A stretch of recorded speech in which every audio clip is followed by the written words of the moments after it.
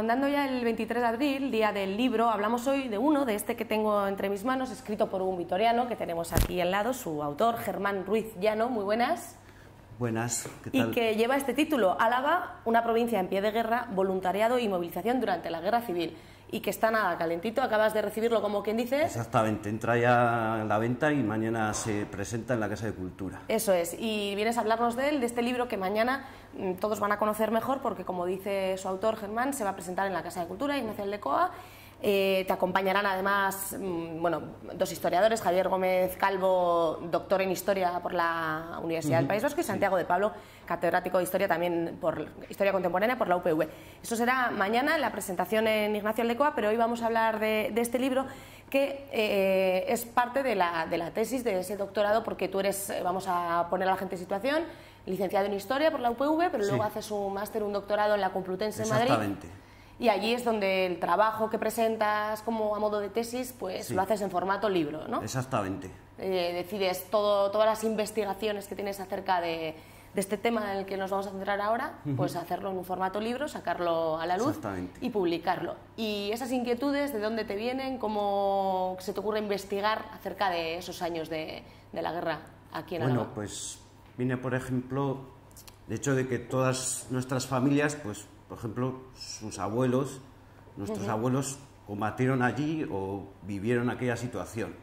Abuelos y abuelas, porque también trato en el libro la movilización de las mujeres durante la guerra, como enfermeras, secretarias, etcétera, etcétera. Entonces de ahí viene esa inquietud. Creo que además, aparte de ser un libro que cuenta la historia, obviamente, y bien documentada, pretende también derribar falsos mitos, digamos, que están siempre en la cabeza de todos y que realmente no son así, como pues en Álava nadie estaba a favor de tal guerra o de este bando del otro, pero luego objetivamente sí que había gente que estaban situados a favor de ello. Cuéntanos exactamente cuáles son los mitos que quieres derribar un poco con el libro. Pues, por ejemplo, uno de los mitos que se suele decir es, por ejemplo, aquí no había franquistas.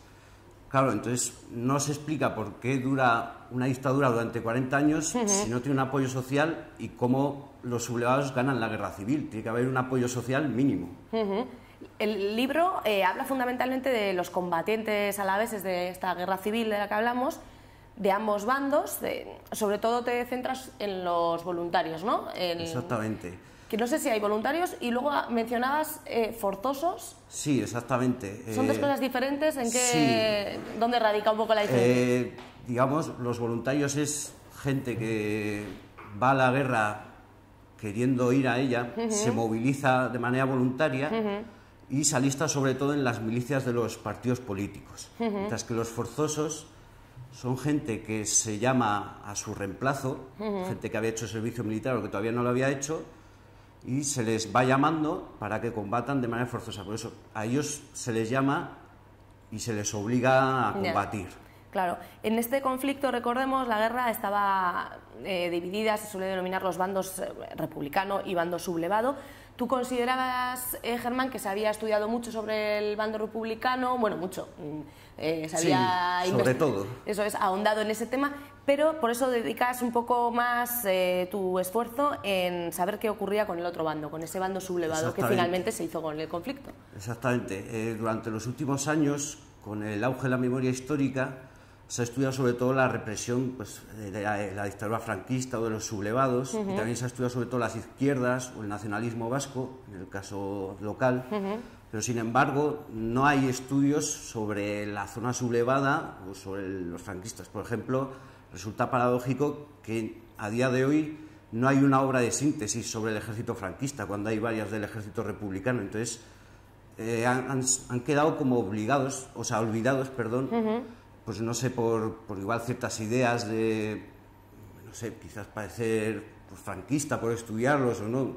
Yo creo que no, o sea, claro, hay que estudiar y explicarlo, y que luego, como digo en el libro, que la gente luego saque sus conclusiones. Eso es, poner todas las cartas sobre la mesa, ¿no? Exactamente, nada es ni negro ni blanco, sino hay múltiples matices. En la contraportada leemos que nuestra provincia en los años 30 era mayoritariamente agrícola, católica, con escasa violencia sociopolítica, digamos, pero en julio de 36 justo solo superada por Navarra en cuanto a que se convierte en la provincia con mayor porcentaje de población masculina alistada para voluntariamente eso, para combatir contra la República. ¿Eso cómo se explica? Se explica por el hecho de que amplios sectores sociales, sobre todo los católicos, se sintieron agredidos por la República en su percepción, con sus leyes laicas, y luego existía cierto miedo de que pudiera desembocar en una revolución comunista. Entonces, en una provincia de pequeños propietarios católicos, y así, donde además el carlismo históricamente tuvo mucha fuerza, el carlismo es un movimiento antiliberal y antidemocrático, entonces eso hace que esas fuerzas conservadoras y antidemocráticas tengan mucho auge precisamente por ese miedo y porque los católicos se sienten agredidos. Entonces, eso posibilita la movilización del mundo rural tradicional, que ya ha desaparecido por la industrialización y la modernización, pero en esa época tiene plena vigencia. Hablas de los carlistas, las milicias carlistas, los boinas rojas, ¿no? que estaban divididos en varios batallones, y cuando comenté contigo un poco el tema del libro, me mencionabas a los requetés, que es un término que igual en nuestra generación hemos escuchado, pero muchos igual no saben lo que es. Era el mote de uno de esos batallones, requetés. No, es la milicia política del carlismo. Ah, mira. Así se llamaba a todos. Vale, yo había leído por ahí que había otros batallones, Salada, Morena, Hierbabuena y tal. Tenían ciertos nombres, por ejemplo, se llamaban tercios, y tenían nombres relacionados con la provincia. Nuestra Señora de Estíbaliz, el de la Virgen Blanca. Anda, mira. Siempre tienen un componente pues local, están formados sobre todo por alaveses, entonces tienen ese tipo de denominación, y muchas veces los mozos se alistaban juntos. Por ejemplo, todos los de la Guardia están en la misma compañía, en el mismo sitio. Entonces, es una movilización muy de pueblo, muy de ese tejido social de los pueblos haciendo piña. Entonces, mucha gente se movilizaba, pues muchas veces incluso no había ni ideas políticas, sino van mis amigos, ¿cómo no voy a ir yo? Ya, claro, voy a ir a hacer piña, como dices. Como todo investigador, me comentabas, ahora estás en paro, bueno, y por lo tanto, en paro entre comillas, bueno, no parado, porque estás preparando también otro libro. No sé si sigues un poco el mismo tema o... Sí, sigo la misma línea. También es intentar explicar otra situación, que en este libro hablo específicamente para Vitoria, pero en el segundo libro hablo de todo el País Vasco, es las actitudes de los militares y las fuerzas de orden público. Existe otro falso mito, es que el ejército se subleva. No, se subleva una parte del ejército que sí que es golpista. Entonces, si se llega a la guerra civil es precisamente porque el ejército estaba dividido entre golpistas y no golpistas. Esto tampoco se sabe mucho, pero por ejemplo, las primeras víctimas de la guerra civil son los militares que no se quieren sublevar y son asesinados por sus propios compañeros en los cuarteles. Sí, porque hablábamos días anteriores, se celebraba este 14 de abril lo que era el inicio de esa Segunda República, ¿no? Y claro, el régimen durante el cual se vivió esta guerra civil de la que estamos hablando. Y como comentas, dentro del ejército sí que hubo una parte que quiso dar un golpe, ¿no? Y cambiar el régimen y demás, pero otros no. Y ahí hubo primero ese conflicto interno. Las primeras víctimas, como dices, fueron los propios combatientes, que no querían serlo. Los militares, sí. Eso es. Por ejemplo, hay un caso muy claro en la provincia que es Amurrio. Entonces, la Guardia Civil de Amurrio, los guardias del puesto reciben la orden de Vitoria de sublevarse. Entonces, ellos responden que no, que ellos solo obedecen las órdenes del gobierno. Entonces, yo creo que es algo que por lo menos conviene matizar, porque la Guardia Civil tiene mala fama, pues quiero decir, es algo que es como un mito. Sí, hay muchos, ¿no? Muchos mitos acerca de un tema tan denso como es, claro, la guerra civil, todos los regímenes políticos, sobre todo aquellos que no has vivido en propias carnes y no sabemos exactamente cómo se vivía aquella época.